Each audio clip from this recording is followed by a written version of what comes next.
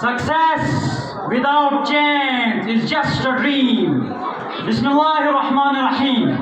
Honorable Chief Guest, respected judges, my dear audience and Mr. President, Assalamu Alaikum.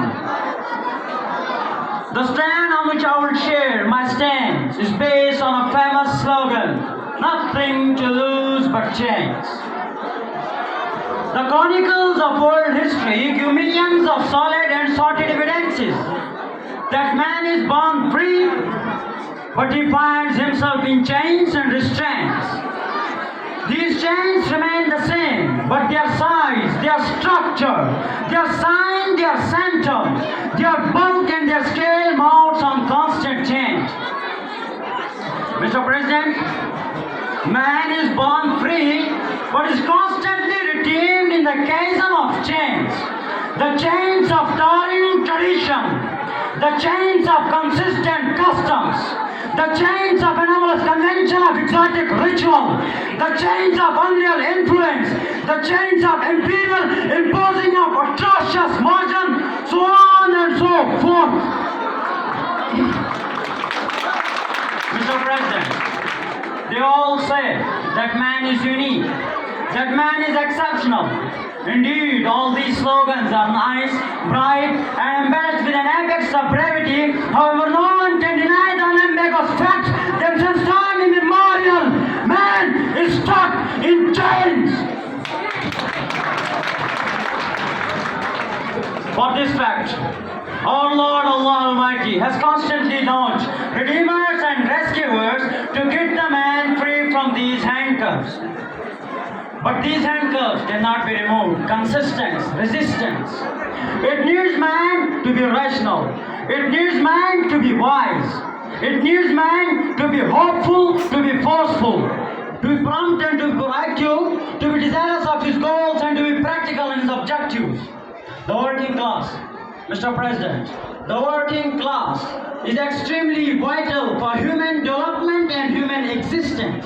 But the tragedy of their fact is that this class is in constant incarceration. Is this class in the vicious grasp of poverty? Is this class provides luxuries for others, yet themselves remain deprived of even small bits of life? They keep on working till their death.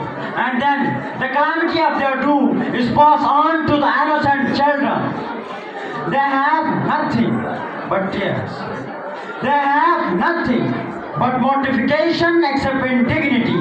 They have nothing except dishonor, except degradation, except disregard, except snuffles, except guilt. Because, Mr. President, they have nothing to lose except change. They are humans. They are mortals. They are living beings, and so they have dreams, and surely they wish for those dreams to come true. They want to get rid of institutional racialism. They have hallucination for a decent living. When these chains of socio-political intrigues, these chains of social-economic will be broken, then they will come out from the ebb of unwanted modification. Just for this, they are ready to give you anything.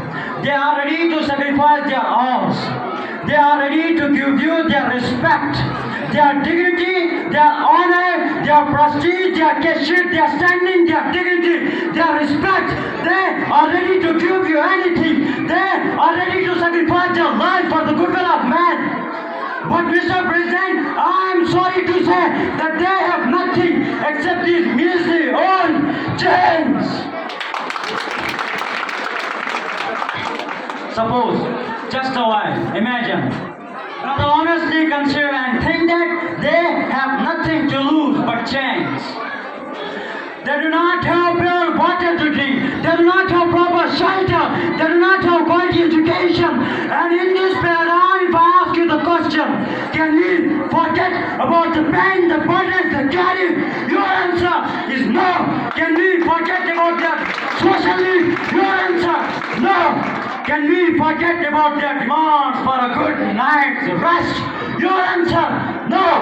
And in this context, But change, your answer, no. Gentlemen, your answers are indeed correct. We cannot neglect their needs and their requirements because without them, our country would fall into oblivion. Sadly enough, even though we know